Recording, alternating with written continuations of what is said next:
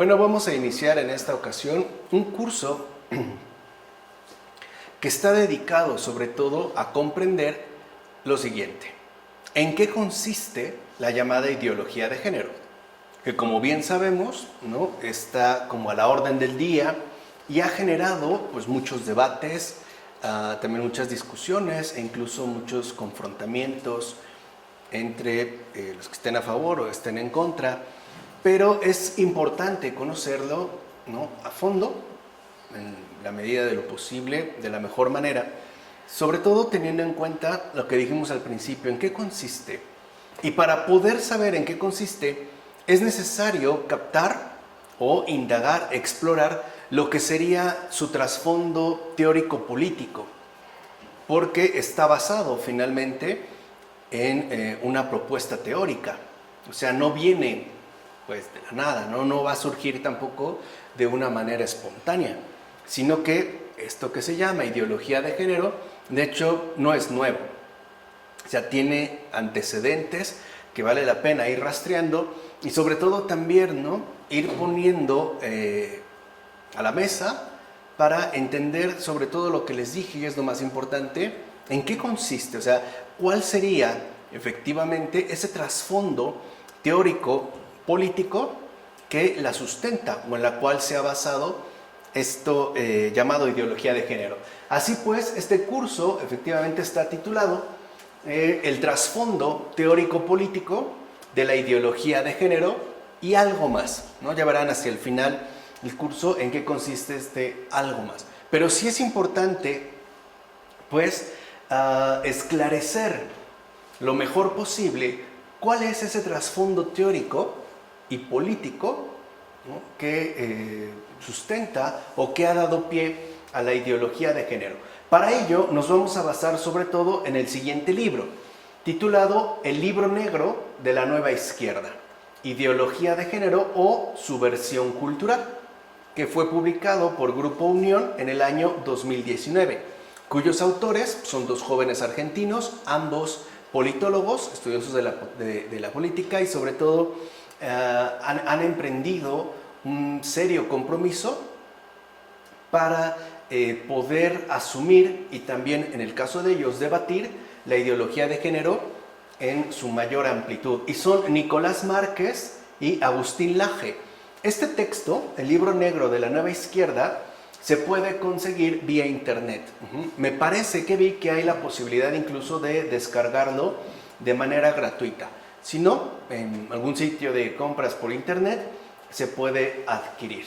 Sobre todo nos vamos a basar en los estudios que ha realizado en la primera parte de este libro Agustín Laje, este joven argentino politólogo que ha hecho una labor bastante seria en torno a la ideología de género. También haremos algunas referencias a Nicolás Márquez, pero lo que nos interesa destacar, como dijimos, es que nos quede bien claro en qué consiste esto llamado la ideología de género y por ende que también comprendamos que el por qué están ocurriendo tantas cosas alrededor del mundo cuya referencia última es la ideología de género, entendida sobre todo en términos de una subversión cultural, ¿no? He decidido ir haciendo unos señalamientos más o menos ordenativos en base a unos numerales, ¿no?, lo cual nos permita más o menos poder redondear las cuestiones centrales que se irán desarrollando a lo largo de estas exposiciones. Entonces, para empezar, lo que debemos decir es que al menos en la actualidad, o sea, justo en estos momentos, la ideología de género se ocupa de llevar a cabo la promoción activa de tres posturas más o menos definidas. Aunque siga habiendo, pues, replanteamientos en torno a la definición misma de aquello que se está promocionando activamente. E incluso, veremos ya más adelante, ya no solo la ideología de género busca la promoción activa, sino que ha logrado pasos importantes en términos de implementación efectiva. O sea, en términos ya de una implementación de algunos de sus postulados, algunos de hecho de los más importantes. Y son estas tres posturas. ¿no? Las que busca promover, pues, y también implementar, ojo, a nivel mundial. No están localizadas únicamente a alguna parte del planeta. Son el feminismo radical, el homosexualismo activista, ¿entiendes? Esto ideológico, y el aborto, que va a estar basado en la libre decisión sobre el propio cuerpo. Estos son los tres ejes fundamentales que configuran, ¿no?, la ideología de género en relación a el activismo que ésta profesa. El feminismo radical, el homosexualismo activista, ideológico, y finalmente el aborto. Ahora, esta ideología apoya y hace crecer su respectiva promoción activa a partir de la dictadura del relativismo. Es lo primero que debemos de tener en cuenta.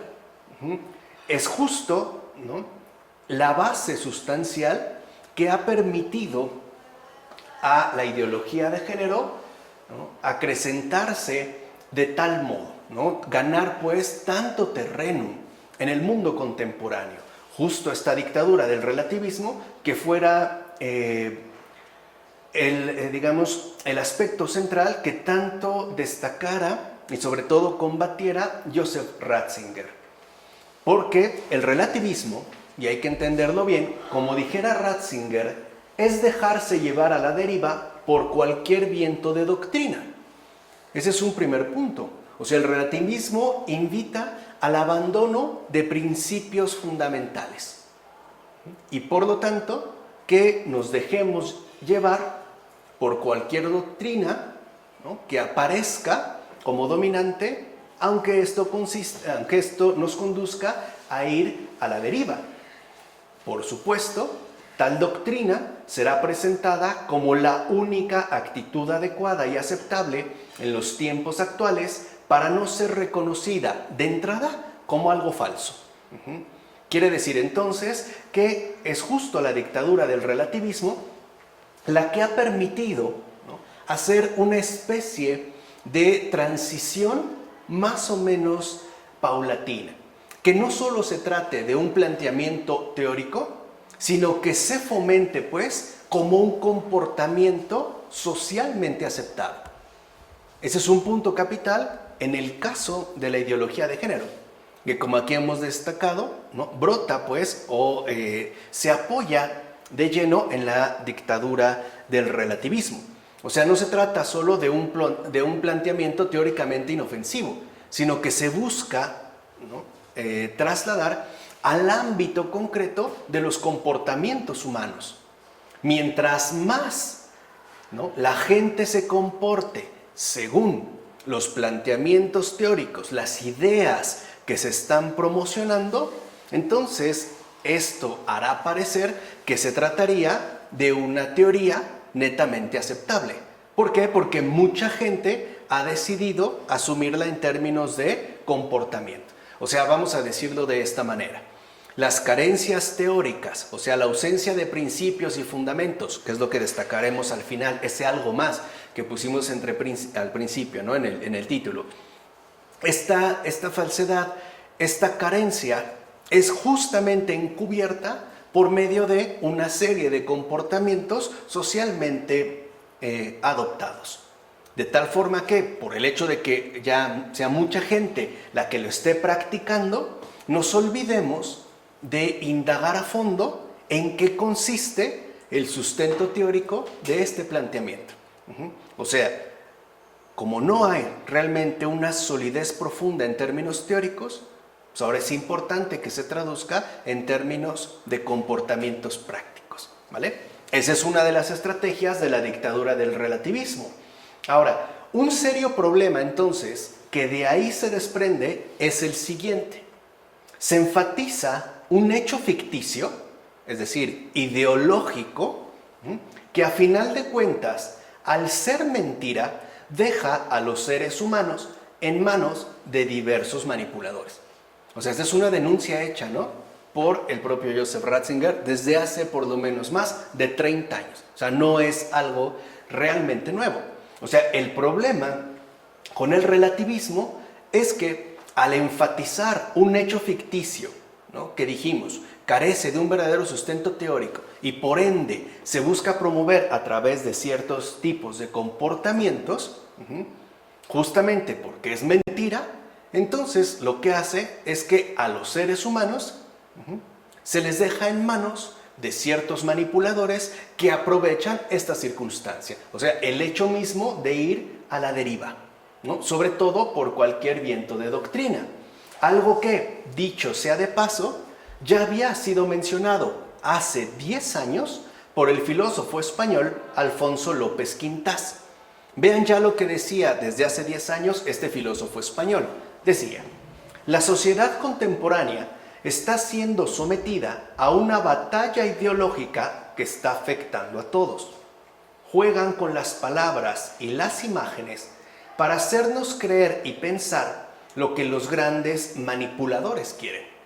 Entonces, lo primero que vemos es que en efecto ya estamos metidos, querámoslo o no, en tanto sociedad contemporánea, en una batalla ideológica. El Papa Francisco le ha llamado colonización ideológica. Pero es justo esta batalla ideológica que nos termina afectando a todos. Ahora, esta batalla ideológica se basa sobre todo en una estrategia netamente discursiva. O sea, buscan por medio del lenguaje alterar a sí mismo las formas de vida, ¿no? Que era una de las tesis principales, por ejemplo, del filósofo austriaco Ludwig Wittgenstein. Formas de vida y juegos de lenguaje resultan ser inseparables. O sea que el lenguaje, ¿no? Repercute de manera inevitable en las propias formas de vida. Por eso esta batalla ideológica se lleva a cabo en primer lugar por medio de estrategias netamente discursivas, que a su vez, ¿no? En tanto discursivas, puedan generar ciertas imágenes por medio de las cuales someter a los seres humanos a los propósitos que estos manipuladores quisieran adquirir. ¿Se entiende? O sea, es un juego, pues, discursivo, una estrategia más bien, ¿no? Discursiva, que tiene sobre todo un claro propósito: incidir, de manera determinante en los comportamientos humanos a nivel general. O sea, no se trata pues de una batalla ideológica reducida a un país en particular, sino que tiene una amplitud literalmente mundial, ¿vale? Entonces, lo primero que hay que entender es que cuando se habla ya de la ideología de género en la sociedad contemporánea, ya estamos hablando de una batalla ideológica que ha sido puesta en marcha y que incluso podemos decir, nos guste o no, ha tenido también importantes victorias. Estas victorias, adelantándolo un poquito, por eso hablé del trasfondo teórico y político de la ideología de género, han tenido efectivamente tales victorias, repito, han tenido su apoyo en el ámbito político. O sea, a través del respaldo legal que le han dado los estados alrededor del mundo. De ahí es donde han obtenido precisamente su respectiva acreditación. Por ejemplo, sabemos que la ideología de género no se reduce a la formulación y discusión de ciertas teorías, sino a la implementación de ciertas legislaciones, ya en ámbitos políticamente definidos, lo cual les daría un respaldo incluso, ¿no? De obligatoriedad, al menos en términos sociales. ¿Vamos? Ok, esto de igual manera lo advertía Julián Marías, otro filósofo español, en el año 2008, o sea, hace 12 años. ¿Qué decía aquí Julián Marías? Y eso es justo, ¿no?, el relativismo, pero en palabras de Julián Marías, este filósofo español. Eso es justo lo que también denunció Joseph Ratzinger en términos de dictadura del relativismo. Decía este filósofo español: está en curso una amplísima ofensiva contra la verdad. O sea, hoy en día, en efecto, hay un ataque programático de gran alcance, ¿no?, de gran amplitud contra la verdad. Ahora, esto no es nuevo, es lo que reconocía Julián Marías. La novedad consiste en los recursos con los que cuenta nuestra época. Las cursivas son mías. O sea, esto no es nuevo. Que se hayan llevado ataques contra la verdad no es nuevo. Lo que sí es nuevo son los recursos con los que cuenta nuestra época. O sea, lo que realmente es novedoso en la ideología de género no es que constituya una más de las grandes ofensivas que se han realizado en este mundo contra la verdad. Eso no es lo nuevo. Lo nuevo, lo que sí es realmente novedoso en el caso de la ideología de género, son los recursos programáticos que ahora ha tomado a disposición. Especialmente, como lo dijimos, ¿no?, las estrategias discursivas para generar una repercusión directa en las formas de vida. Y dos, el respaldo político que han tenido este tipo de iniciativas. Hoy ya es claro y evidente, y lo diremos aquí con ejemplos claros, no dijimos, todo en este mundo tiene un nombre y un apellido. Que hay gobiernos alrededor del mundo que promueven, ¿no?, e incluso apoyan abiertamente la ideología de género. ¿Se entiende? Esto sí es lo nuevo. No que se atente contra la verdad, sino los recursos empleados. Y dicho sea de paso, el principal recurso con que cuenta tal amplísima ofensiva contra la verdad es la colonización ideológica, que es también una de las grandes denuncias que el Papa Francisco ha hecho en estos tiempos. O sea, dictadura del relativismo y colonización ideológica van de la mano. La diferencia es simple. La dictadura del relativismo no es más que los fundamentos esenciales de esta ofensiva contra la verdad. Es, si lo quieren ver así, la dimensión intelectual profunda de esta ofensiva que realiza Joseph Ratzinger. La colonización ideológica no es más que la implementación de esta base teórica. Se daría ya pues en términos de su respectiva instalación alrededor del mundo. En efecto, la actual colonización ideológica es la base misma de la dura batalla que nos está afectando a todos en el momento presente. Porque la batalla que ahorita tenemos ya, ¿no?, puesta en marcha, incluso bastante avanzada, es una batalla ideológica. O sea, es una batalla de manipulaciones, es una batalla de tergiversaciones. Es pues una batalla, ¿no?, de ideas falsas que buscan finalmente, ¿no?, afectar de manera directa las conductas humanas en el mundo. Ahora, tal afectación, a final de cuentas, puede resumirse de manera simple y concreta. O sea, este sería pues como la afectación fundamental que hoy en día estamos padeciendo a partir de esta batalla ideológica. Y fue dicho precisamente nada más y nada menos que por el gran Gilbert K. Chesterton. Dijo Chesterton, hay grupos sociales que se han propuesto desdibujar la normalidad. Ahí está la colonización ideológica. O sea, la colonización ideológica que tanto ha denunciado el Papa Francisco busca desdibujar con gran ímpetu y empeño la normalidad. Ahí está precisamente el objetivo fundamental que la ideología de género tiene entre manos: desdibujar la normalidad. Invertir, si lo quieren ver así, las cosas. De tal manera que ahora se pueda desplegar un panorama de anormalidad, ¿no?, discursiva y políticamente justificado.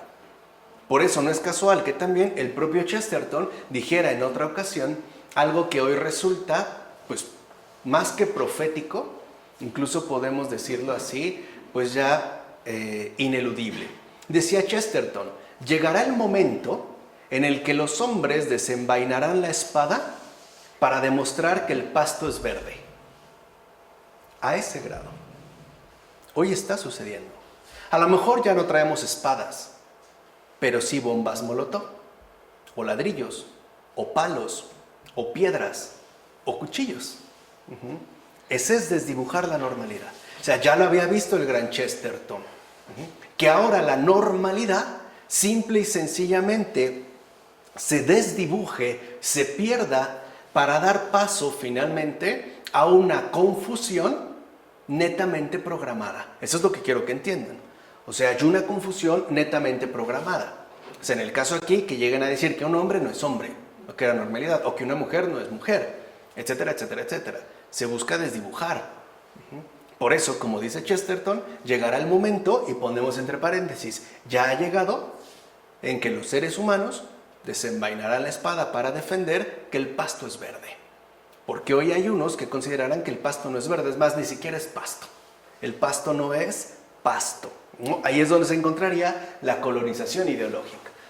Ahora bien, este atentado actual contra la normalidad ha sido respaldado por un eje principal de ejecución, la noción de género. O sea, para poder desdibujar la normalidad, lo vamos a decir como es, ¿ok? Para poder atentar contra la realidad, se ha llevado a cabo por medio de un eje principal de ejecución, la noción de género.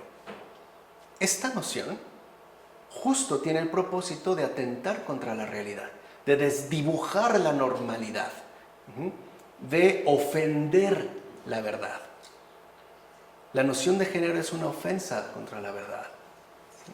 Pues como explica la socióloga alemana Gabriele Kubi, género ahora significa que hay un sexo social que puede diferir del sexo biológico.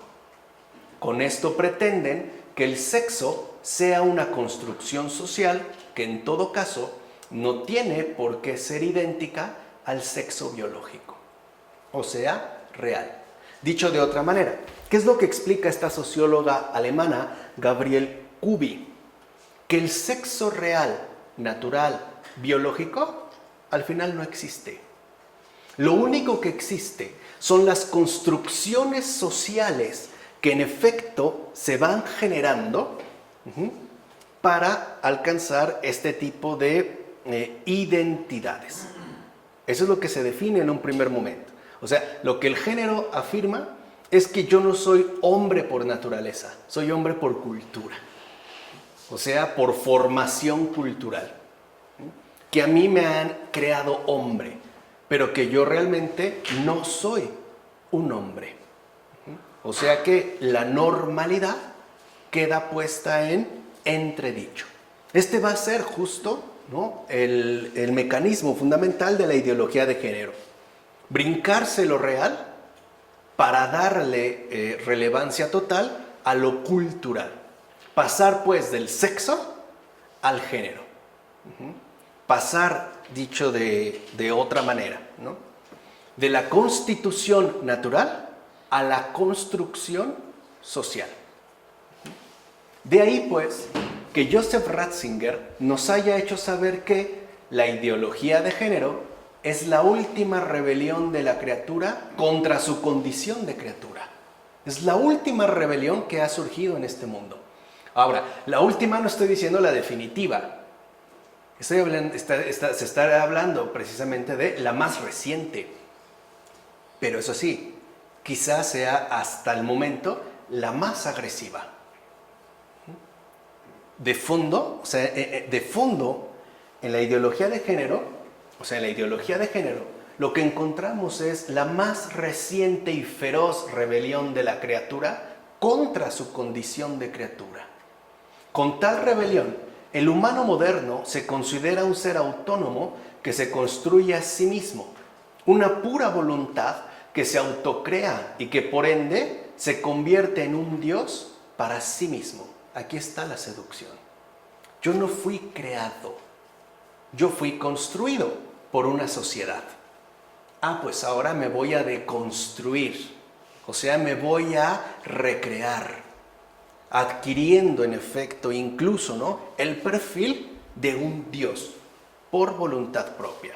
Es como si por ahí estuviera resonando, ¿no?, esa vieja frase de la serpiente: seréis como dioses. En tanto, un ser que se construye a sí mismo. O sea, lo que ha sido creado tiene que ser literalmente descreado. tiene que descrearse. Y la manera para descrearse es renegando de sí mismo. Esa es la última gran ofensiva contra el Creador, ¿no? La última gran rebelión de la criatura contra su condición de criatura. Si lo ven, ¿no? A muy grandes rasgos, algo ya resulta más o menos palpable. En el siglo XIX, desde mediados del siglo XVIII, ¿no? Pero el siglo XIX y gran parte del siglo XX, con fuerza ya en el siglo XIX, podíamos decir que emergió de manera notoria un perfil ateo que va contra Dios. Ahora ya no. Ahora ya la ofensiva, no, el ataque ya no es contra Dios, es contra la criatura. O sea, ahora es contra uno mismo. Es esta, ¿no?, más reciente rebelión de la criatura, no contra Dios, sino contra sí misma, en su condición misma, precisamente de criatura. Y aquí es donde radica la profunda vinculación de la sexualidad humana con la dictadura del relativismo. Por eso es que en el centro fundamental de la noción de género se va a poner la cuestión de la sexualidad humana, que es justo en principio aquello que definiría nuestra condición inmediata de criaturas. Aquí es cuando se va a dar pues un paso hacia adelante. Pues bien, ¿cómo es que hemos llegado a la más reciente rebelión de la criatura en el mundo contemporáneo? O sea, lo que dimos es como una presentación apretada, ¿no?, general. ¿Cómo es que hemos venido a parar al auge prominente de la ideología de género? ¿Cuáles son, pues, sus respaldos? Es decir, sus fuentes principales de gestación. ¿Cómo se formó? ¿Cómo es que se fue dando? ¿Cómo se planeó? Vamos, ¿no? ¿Cómo es que se planeó esta más reciente rebelión de la criatura contra sí misma? Es esto justamente lo que aquí nos hemos propuesto ir poniendo al descubierto. O sea, el trasfondo teórico-político de la actual ideología de género. Ahí es donde también tendremos que entrar y mostrar cómo es que se fue gestando la batalla ideológica en la que ya estamos netamente inmersos, ¿vale? Así pasaríamos al apartado 2, fíjense, que ya sería justo como un referente fundamental para entender esta suerte de implosión que ha tenido esta batalla ideológica. Al terminar la década de los años 80, el partido soviético se tambaleaba. Recuerden que el muro de Berlín finalmente cayó en el año de 1989, lo cual dio paso al final del comunismo soviético. Y no sin preocupación, el propietario de la Cuba comunista, Fidel Castro, anunció lo siguiente el 26 de julio de 1989 en un discurso público. Pocos meses después caería el muro de Berlín. O sea, ya Fidel Castro estaba preocupado y quizá ya preveía lo que iba a suceder. Escuchemos las palabras de Fidel Castro. Porque si mañana o cualquier día nos despertáramos con la noticia de que se ha creado una gran contienda civil de la URSS, o incluso nos despertáramos con la noticia de que la URSS se desintegró, cosa que esperamos no ocurra jamás, aún en esas circunstancias, Cuba y la revolución cubana seguirán luchando y seguirán resistiendo. Ahí hay un claro llamado a conservar y mantener la revolución. Tengan esto en cuenta, ¿vale? Pues bien, 4 meses después cayó el muro de Berlín. Así que el propio Fidel Castro se movilizó para que la revolución cubana no se detuviera. Ok, acabó el imperio soviético, pero la revolución cubana, o sea, la revolución comunista cubana, no se debe detener. Esta debe de seguir adelante. En efecto, el mismo Fidel Castro, junto con el entonces joven trotskista Ignacio Lula da Silva, líder del Partido de los Trabajadores en aquel momento y que sería después presidente de Brasil en el 2002, decidieron fabricar una suerte de estructura paralela, o sea, sustitutoria, que fuera capaz de subsanar la ausencia dejada por el régimen soviético, el llamado Foro de Sao Paulo. Esto es clave. Este foro es verdaderamente clave. Yo los invito a que investiguen todo lo que puedan acerca del llamado Foro de Sao Paulo, que se creó en el año de 1990, iniciado, como ya dijimos, por Fidel Castro y el joven Ignacio Lula da Silva, para dar continuidad a la revolución. Obviamente están hablando de la revolución comunista, porque como ya cayó el régimen soviético, pues hay que generar un nuevo espacio, ¿no?, de poder al respecto. Ahora, al Foro de Sao Paulo, que es ese cónclave marxista, ¿no?, que es la línea que se está aquí asumiendo, acudieron 68 fuerzas políticas en 1990 y eran fuerzas pertenecientes a su vez a 22 países latinoamericanos. O sea, si lo ven, cae la Unión Soviética y ahora Fidel Castro junto con Lula da Silva buscan, ¿no?, generar el nuevo centro o eje de revolución comunista, sobre todo a partir de Latinoamérica. Ahora, a partir de entonces, dicha cofradía se reuniría regularmente y pasados apenas 6 años de su fundación, fíjense, 6 años después, o sea, en 1996, pero ahora en la ciudad de San Salvador, ya no en Sao Paulo, en San Salvador, esta asamblea revolucionaria estaba ya integrada por 52 organizaciones. O sea, había realmente crecido de manera exponencial, 6 años después. Entre tales organizaciones, por ejemplo, que ya formaban parte, ¿no?, de esta cofradía revolucionaria, sustitutoria del espacio dejado por el extinto régimen soviético, se encontraban presentes en aquel entonces tanto el Ejército de Liberación Nacional, ELN, como las Fuerzas Armadas Revolucionarias de Colombia, las FARC. Eran miembros, pues, del Foro de Sao Paulo.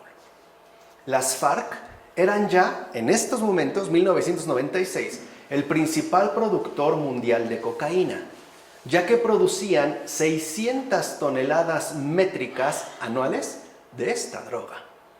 Y ya habían sido reclutados para la causa revolucionaria. Y no era casual, ¿no?, que las FARC estuvieran presentes en esta asamblea revolucionaria. No era meramente accidental.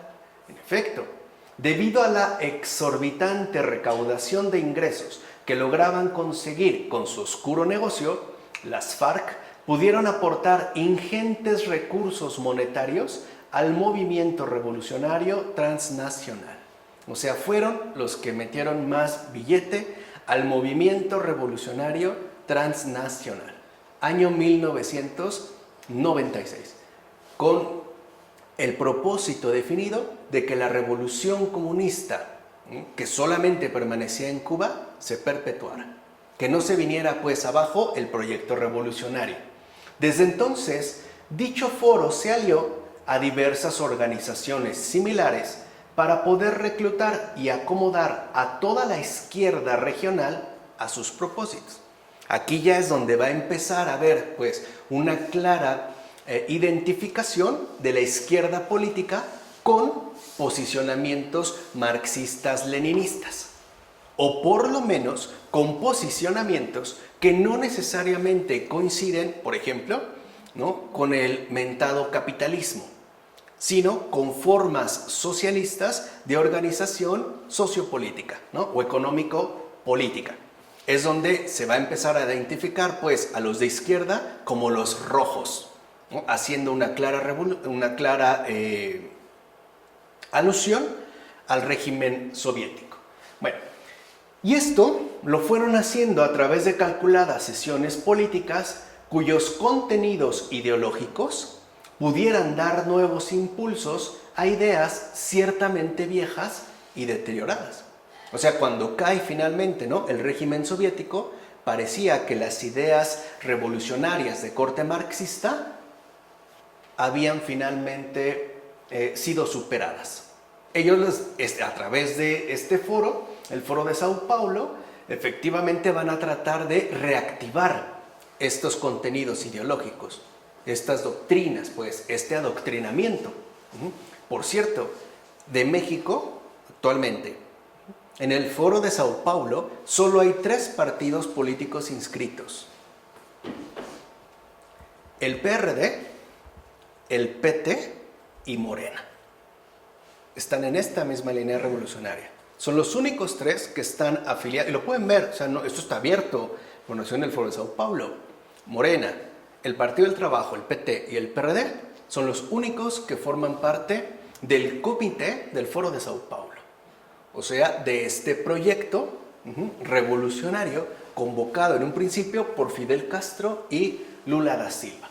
Ok, entonces en el año 1992 fue cuando empezaron a manifestarse, qué raro, distintos movimientos novedosos y aparentemente ajenos entre sí en diferentes partes del mundo en general y en América Latina en particular. O sea, a partir del año 1992, en América Latina se empezó a desatar el caos. Pero, ojo, a través de ciertos movimientos en ese entonces novedosos y que en principio parecían no tener ninguna relación entre sí. Vamos, empieza lo que podríamos decir, expresar en términos de movilización social o una movilización política bajo determinadas causas sociales. Ahorita van a ver por qué enfaticé esto. Bueno, de hecho, el 12 de octubre de aquel año se llevó a cabo la primera gran marcha indigenista en Bolivia. O sea, ese año se lleva a cabo en Bolivia la primera gran marcha indigenista. Esta marcha efectivamente va a aprovechar la fecha para expresar los 500 años de sometimiento que ahora eran más bien ya inaceptables. El 12 de octubre. Ahí destacó, por cierto, la participación dirigente del entonces joven Evo Morales, quien se consagraría presidente de aquel país en el 2005, o sea, 3 años después de haber encabezado, ¿no?, y protagonizado la primera gran marcha indigenista en Bolivia. Ahora bien, un poco más al sur, esto es, en la Argentina Democrática de 1992, apareció en escena la primera marcha del orgullo gay. Ese mismo año, pero en Argentina. En Bolivia, el movimiento indigenista. En Argentina, el movimiento pro-gay, expresado a través de la primera marcha del orgullo gay, la cual hasta la fecha se sigue realizando. Bueno, esta expresión estuvo en parte alentada por el creciente feminismo radical de inspiración lesbo-marxista, que desde hacía meses venía influyendo a nivel mundial. Sobre todo tras la publicación del libro El género en disputa, feminismo y la subversión de la identidad de la filósofa lesbiana Judith Butler. Ya analizaremos este libro más adelante. Eso es parte, ¿no?, del trasfondo teórico de aquí. Pero este libro de Judith Butler, en efecto, dio como un impulso decisivo al feminismo radical. Ya veremos en su momento por qué. Bueno, este libro de Butler fue de hecho adoptado desde entonces como Biblia por todos los movimientos promotores de la ideología de género. O sea, todos los movimientos promotores de la ideología de género reconocerán en esta obra de Butler una referencia, ¿no?, insustituible. Es su base, es, si lo quieren ver así, su Biblia. Por otra parte, en la ciudad de Río de Janeiro también se llevaron a cabo en 1992 las iniciales sesiones del llamado ecologismo popular.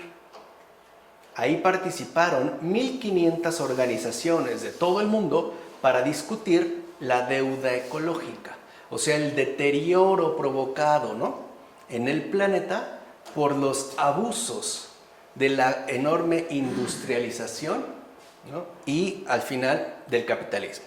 Pero van ya 3 movimientos que aparentemente no tienen nada que ver entre sí.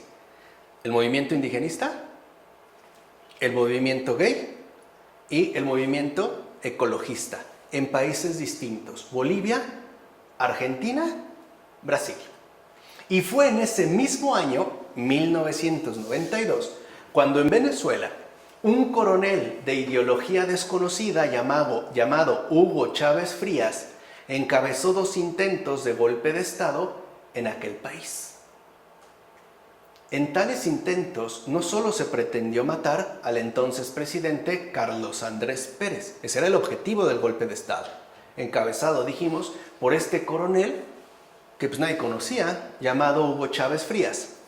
El objetivo era matar a Carlos Andrés Pérez, sino que estos insurgentes también mataron a 20 compatriotas. Ahora, estos 2 intentos golpistas que encabezara Hugo Chávez Frías no tuvieron éxito, no se cuajaron en ese momento. Es más, Hugo Chávez terminó preso por 2 años. Pero esos 2 intentos de golpe de Estado previo le dieron fama y celebridad revolucionaria desde este frente. Y como bien sabemos, 7 años después, Hugo Chávez Frías asumiría el cargo de presidente de Venezuela.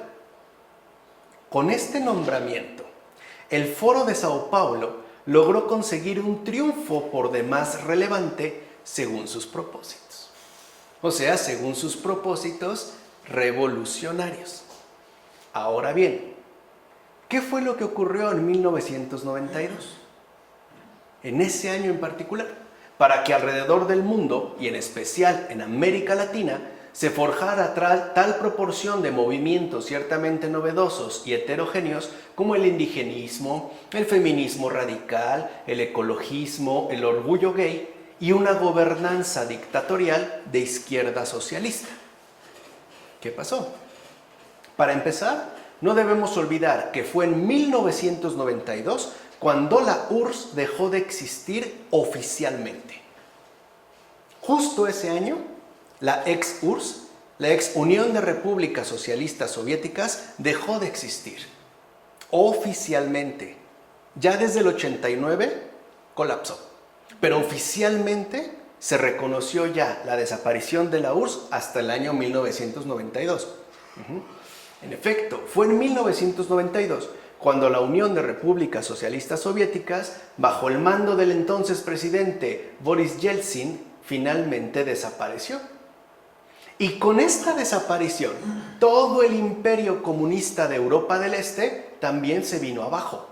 Recuerden que la URSS dominaba básicamente Europa del Este. Rumanía, Hungría, etcétera, etcétera, impuso el régimen comunista, ¿no? De hecho, o sea, toda esta región de Europa del Este quedó despedazada en pequeños países o territorios, cuya implosión geopolítica traería consigo serios problemas y conflictos. Se va a ver luego, por ejemplo, no sé, por mencionar un caso, en la ex Checoslovaquia. Se generarán también conflictos que terminarán finalmente dividiéndolos entre checos y eslovacos. Así pues, lo que debemos darnos cuenta es lo siguiente: ante la ausencia de la contención soviética y la consiguiente necesidad de solventar este vacío, pues, ¿quién ahora encabeza, ¿no?, la bandera revolucionaria en el mundo? Si el mero mero ya cayó. O sea, si la referencia oficial y ortodoxa era la Unión Soviética, pues ahora ¿quién? Entonces, ante esta ausencia, todas las estructuras políticas de izquierda tuvieron que fabricar armazones de variada índole para promover y conservar su militancia. Digámoslo así, su espíritu revolucionario. O sea, tanto sus estándares de ejecución como sus clientes y sus fuentes de financiación. Eso es lo primero que tenían que conservar. ¿Cómo vamos nosotros, ¿no?, a mantener la financiación que recibimos si ya no tenemos una causa clara que nos respalde, el régimen soviético. Y dos, ¿cómo vamos a seguir operando en tanto izquierda si al parecer ya no tendríamos nosotros, ¿no?, en quién respaldarnos? Estos armazones que va a emplear la izquierda fueron las llamadas ONG, las organizaciones u organismos no gubernamentales. O sea, se proponían pues como armazones ajenos al poder dominante que buscaba exaltar, defender y luchar por las causas socialmente expuestas. De ahí van a brotar las ONG. Pero dijimos, es una extensión de su propia ejecución política. ¿Se entiende? O sea, fue una estrategia. Así pues, a finales del siglo XX, un sinfín de dirigentes, líderes revolucionarios y organizaciones en general pues, quedaron en desamparo, ya que no contaban ni con el soporte discursivo que usaban, ni con una revolución activa, esto es soviética, que defender o siquiera enaltecer. ¿Quién iba a hablar en ese momento del comunismo? Nadie. Si se supone que ya había sido finalmente derrotado, ya no hay una revolución activa, ya no está pues la matriz soviética. Por eso entonces se vieron en la necesidad de ocultarse bajo el maquillaje de nuevas consignas de tipo socialmente combativo. O sea, si ya no hay unas causas políticas explícitas que defender y enaltecer, o sea, por ejemplo las soviéticas, pues ahora nos vamos a escudar en causas socialmente desatendidas. Por ejemplo, el indigenismo o los llamados, ¿no?, grupos sociales marginados o, los problemas ecológicos que indudablemente están causando estragos. Esta estrategia, hay que reconocerlo, fue genial. ¿Por qué? ¿Quién la va a discutir?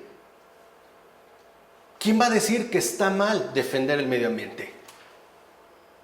¿Quién no va a estar de acuerdo en que, por ejemplo, los grupos indígenas en efecto han sufrido maltrato, rechazo, discriminación, abandono, olvido? ¿Quién lo va a discutir?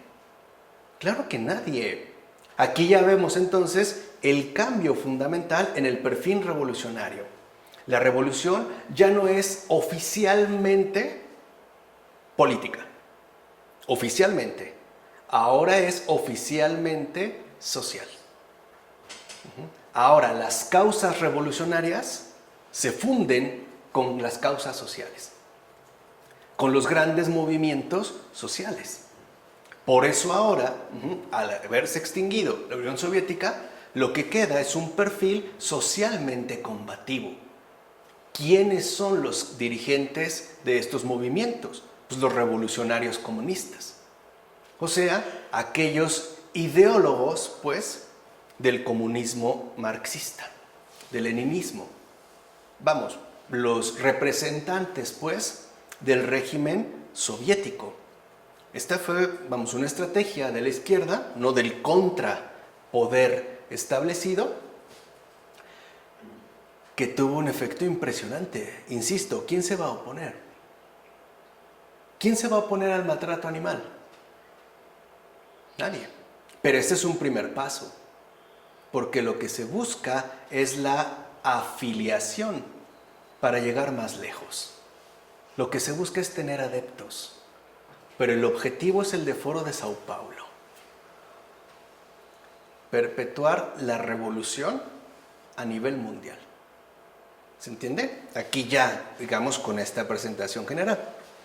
En consecuencia, puede decirse entonces que los miembros de una izquierda comunista, oficialmente desaparecida, y por eso ahora más bien funcional y organizada, es decir, socialmente comprometida, ahí está su estrategia de engaño, reemplazaron de manera silenciosa las balas guerrilleras por ciertas consignas de justicia social y compromiso ambiental.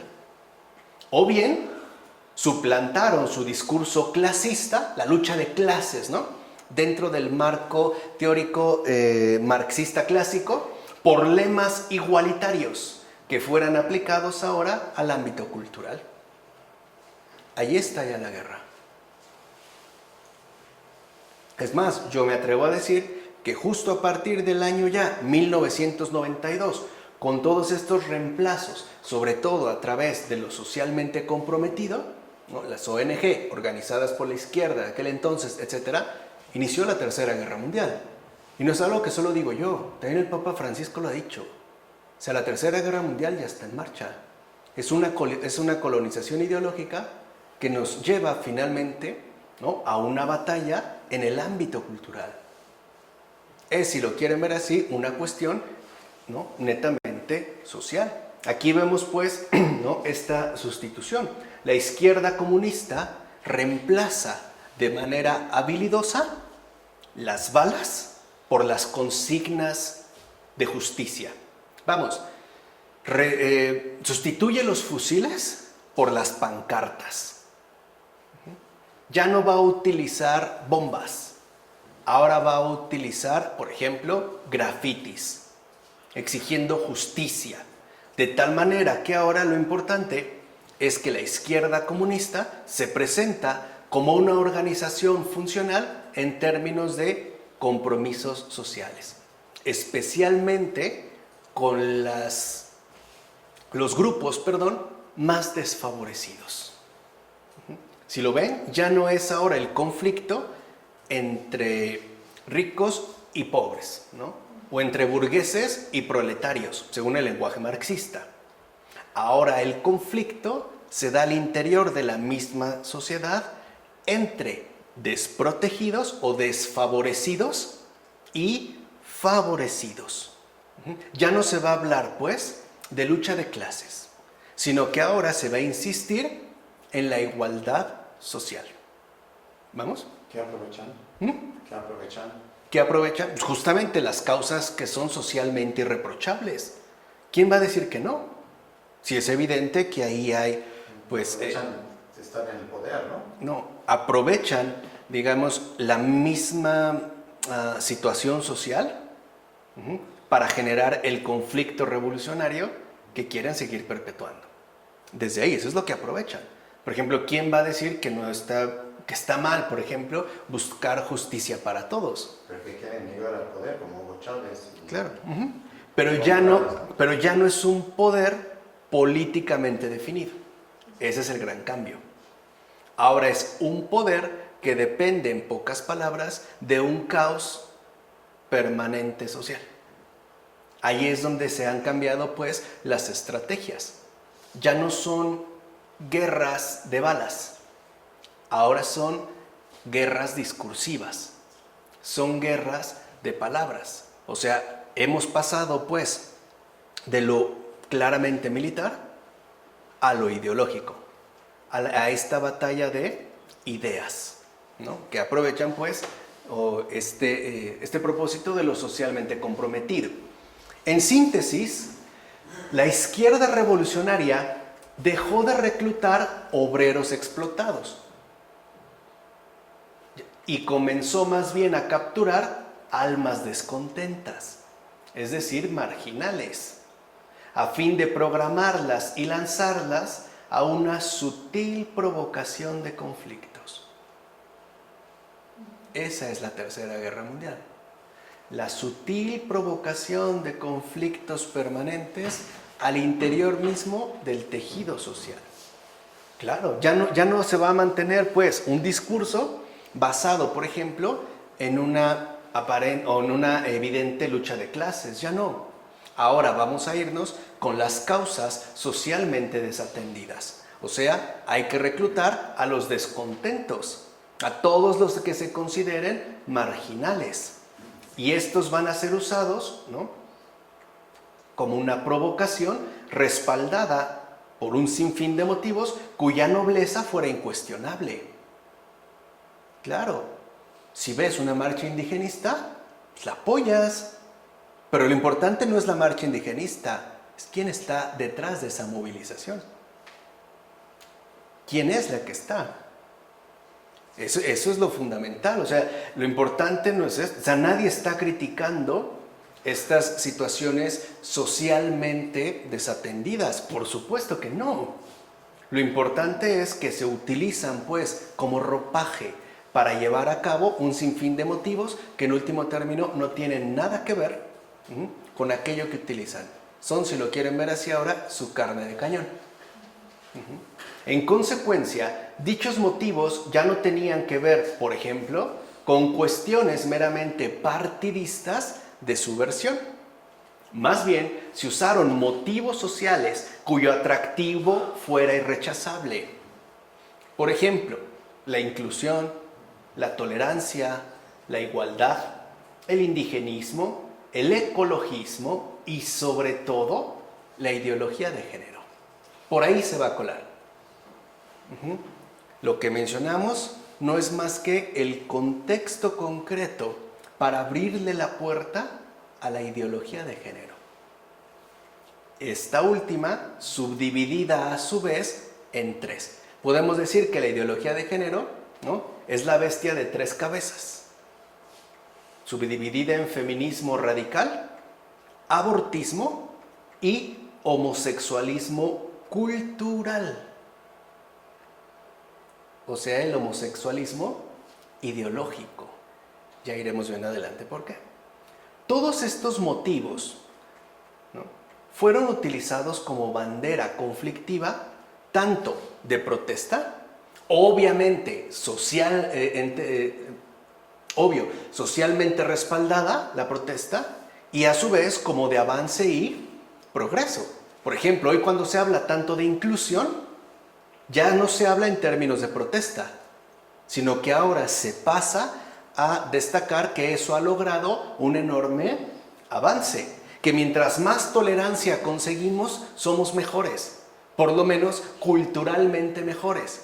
Ya no somos, ¿no?, esos seres arbitrarios que discriminaban y rechazaban a una persona X por el simple hecho de ser diferente. ¿Se entiende? Ahí es donde está la estrategia.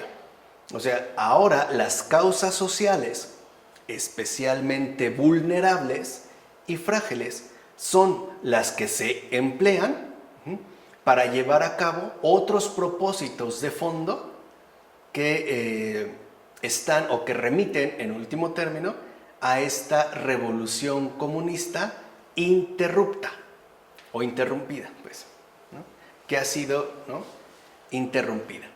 Esto es importante de entender. O sea, ya no se puede mantener entre bloques. Bueno, pues ahora entonces vamos a organizarnos en base a las causas sociales. Y especialmente las causas que resulten cercanas y sensibles a la mayoría de la población. Quiero un ejemplo de lo más evidente: la cuestión infantil, el abuso de menores. ¿No es algo sensible para cualquier ciudadano contemporáneo? Entonces vamos a defender a los menores. O sea, les adelanto un poquito, porque también aquí verán ya más adelante cómo otras de las cosas que empiezan a brotar es la pedofilia. Hoy sabemos que ya hay países que están claramente a favor de la pedofilia, es decir, de la legalización de la pedofilia. Aquí los voy a sintetizar. Primero es claro, ¿no?, el abuso de menores. Entonces, no, nos vamos a encargar de los niños, los vamos a librar de ese mal. Una vez que nos lo apropiamos, pues ahora lo importante es defenderlos para que ellos elijan por cuenta propia. ¿Se entiende? O sea, los rescato aquí, pero aquí los llevo a otro propósito. Por ejemplo, hacia el consentimiento fundamental de una relación sexual que ya no tiene por qué verse en términos enfermizos, sino como algo culturalmente dado, ¿no? Aquí es donde entran, pues, ¿no?, como esta extensión de motivos, pues.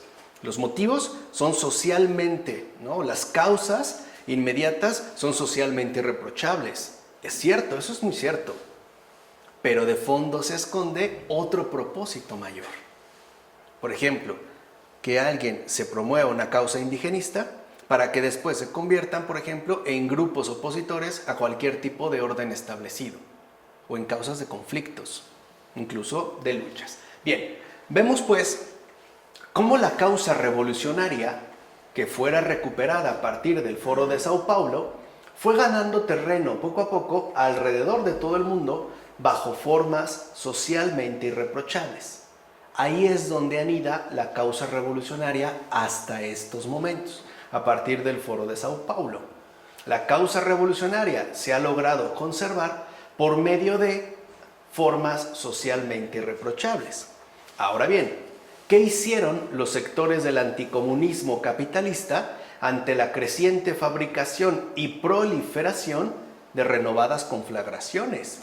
Protestas indígenas por acá, ecologistas por allá, Greenpeace, o sea, las ONGs empezaron a brotar con fuerza a partir del año 1992. ¿Qué hicieron, pues, los sectores anticomunistas? Nada. Prácticamente nada, ya que estos sectores se encontraban despreocupados y festivos ante la caída definitiva del régimen comunista soviético. Es más, estos sectores estaban sumamente entretenidos leyendo el triunfalismo publicitado a través del bestseller de Francis Fukuyama titulado El fin de la historia y el último hombre. O sea, para ellos ya se acabó el problema. Ya no había que hacer nada más. El libro de Fukuyama, vean, asimismo publicado en el año de 1992, en efecto proclamaba el triunfo irreversible de la democracia capitalista en tanto hecho lineal e inalterable. Es decir, en tanto especie de agradable determinismo histórico ahora en manos de la derecha políticamente liberal. O sea, la tesis de Fukuyama promovió pues que se subestimara el profundo avance de la reciente generación de conflictos. Eso es lo que está en el meollo de la ideología de género. Generación de conflictos bajo causas socialmente irreprochables. Eso es lo que se esconde ahí. Una generación de conflictos bajo causas socialmente irreprochables.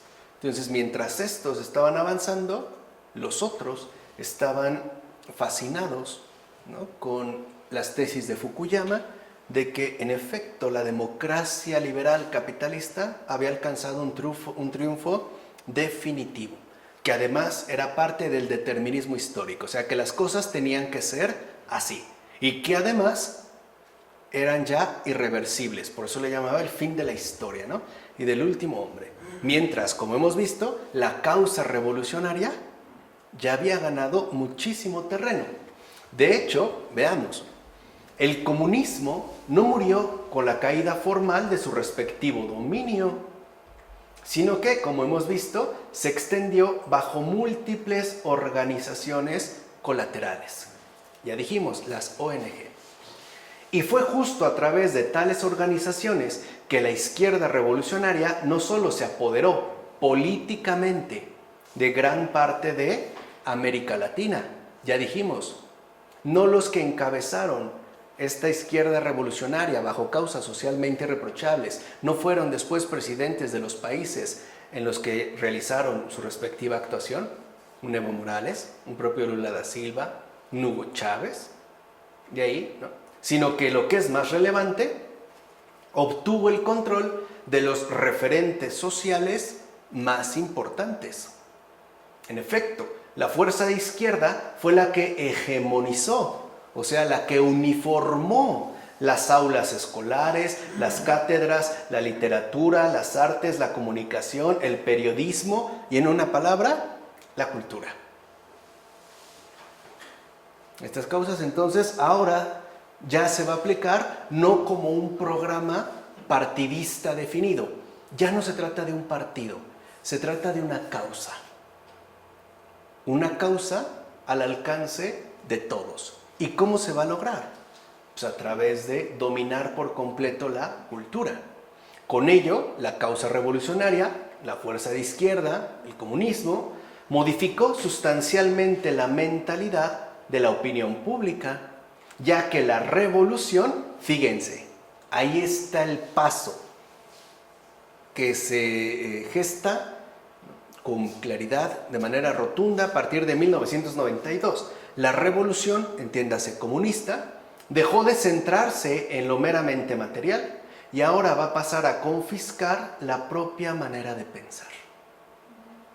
Ahí está lo importante. Ya no se habla precisamente de la propiedad privada, sino de las ideas dominantes. Ya no se trata, ¿no?, de meterse al ámbito material. Se trata, pues, de controlar por completo la manera de pensar de toda la gente alrededor de todo el mundo. Y qué mejor que hacerlo a través de la ¿qué? De la cultura. Ahí empieza, pues, ¿no?, esta serie de dosis ideológicas suministradas especialmente a través de las escuelas. En esto se basó precisamente el progresismo cultural desplegado por la izquierda revolucionaria a finales del siglo XX, o sea, por lo menos hace 30 años. De 30 a 40 años. ¿Qué es exactamente tal progresismo cultural? ¿En qué consiste? ¿Cómo de hecho nos afecta a todos? ¿Quién la financia? No es de gratis, como decimos. O por decirlo de manera más precisa, ¿cuáles son sus vertientes? Y por ende, ¿quiénes son los que promueven la ideología de género? Claro, bajo el estandarte definido previamente del progresismo cultural. Para poder responder adecuadamente a estos interrogantes, sobre todo quédense con el último, ¿no? ¿Cuáles son los vertientes de este progresismo cultural? O sea, ¿quiénes son los que promueven la ideología de género? ¿No? Para poder responder adecuadamente a tales interrogantes, es decir, para poder desentrañar la colonización ideológica que ahora ya nos afecta, debemos hacer un breve recorrido teórico para poner al descubierto las fuentes esenciales que la hicieron emanar. O sea, debemos desentrañar el trasfondo teórico-político de este progresismo cultural que ahora ya sabemos, ¿no?, se le llama ideología de género. Tales fuentes, a final de cuentas, tienen un referente inicial. O sea, todas estas fuentes del progresismo cultural, todas estas fuentes, ¿no?, de la sutil promoción de conflictos generalizados, tienen un referente inicial, el marxismo, el cual desemboca en el postmarxismo o neomarxismo, que es la línea que ha asumido la nueva izquierda de estos tiempos, de la izquierda actual, el neomarxismo. Por eso es importante empezar por el principio, el marxismo. ¿Por qué hablan, ¿no?, con furia del capitalismo, el patriarcado? Todo eso. Su referente inicial tiene el marxismo. Pero, como veremos al final de este curso, sí, es cierto, lo tiene el marxismo, no el Marx. Marx nunca dijo eso, ni habló de ello, en lo que pretenden fundarse. De hecho, adelanta un poquito ese algo más. El problema con la ideología de género es que, como carece de filosofía, tiene que apoyarse en la política. Y esto proviene desde esta tradición. Aquí se habla de marxismo, no Marx. Y lo veremos incluso de la mano de nada más y nada menos que el gran Michel Henry, quien en efecto, al ver estos avances, lean su novela, Amor a ojos cerrados. De verdad, yo se las recomiendo, es una novela impresionante, impactante, por la lucidez que tiene sobre esta situación, sobre esta colonización ideológica, sobre la renuncia a los fundamentos, ¿no?, como él le llamaba, al ser del fundamento, el querer generar un caos total, etcétera, etcétera, etcétera. Se tomó la molestia de leer toda la obra de Marx, toda, cosa que ni siquiera los grandes marxistas hicieron. Y ahí va a mostrar que Marx tiene una filosofía del fundamento. Y por lo tanto, Marx sí tiene un compromiso definido con la realidad. El marxismo no. El marxismo es, ¿no?, este conjunto de superposiciones ideológicas que se hicieron sobre Marx, pero sin atender a lo esencial. Dicho de otra manera, Marx, bien o mal, tiene un fundamento. El marxismo no lo tiene. Por eso la ideología marcha como una imposición política sin fundamento filosófico. Por eso yo le llamé el trasfondo teórico-político, no filosófico. Pero iremos viendo por qué. Pero esto ya lo iniciaremos la siguiente ocasión, es decir, el marxismo, el referente inicial, el cómo o a partir de qué empezó todo. ¿De acuerdo? En nombre del Padre, del Hijo, del Espíritu Santo. Amén.